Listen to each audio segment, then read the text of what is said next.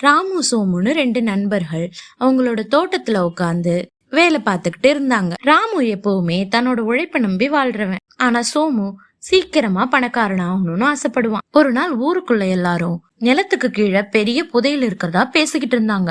அத கேட்ட சோமு உடனே ராமு கிட்ட ரொம்ப ஆசையா ஓடி வந்து சொன்னான். ஆனா இந்த மாதிரி விஷயத்துல எல்லாம் கொஞ்சம் கூட நம்பிக்கை இல்லாத ராமு சோமு கிட்ட இது நமக்கு தேவையில்லாத வேலை, இதெல்லாம் வேணாம், நம்ம எப்பவும் போல நம்ம உழைப்ப கொடுப்போம், அதுக்கு நமக்கு தேவையான ஊதியம் கிடைக்கும் அப்படின்னு சொன்னான். ஆனா சோமு அந்த புதையலை தேடுறதுலயே ரொம்ப குறியா இருந்தான். அவனோட செலவுக்காக அவன் தன்னோட நிலத்தை வித்து அந்த புதையலை தேட ஆரம்பிச்சான். ஆனா அவனுக்கு எவ்வளவு நாள் ஆகியும் அது கிடைக்கவே இல்லை. ஒரு நாள் ஊருக்குள்ள எல்லாரும் புதையல் கிடைச்சிட்டதா பேசிக்கிட்டு இருந்தாங்க. அப்போ அதை பாக்கலான்னு போன ராமு சோமுக்கு ஒரே அதிர்ச்சி. சோமு வித்து அவனோட நிலத்துல கிணறு எடுக்கிறதுக்காக தோண்டும் போது அந்த புதையல் கிடைச்சிருந்தது. அதை பார்த்த சோமுவுக்கு ஒரே அதிர்ச்சி. சோமுவோட பேராசையால பெரு நஷ்டமே மிச்சம்.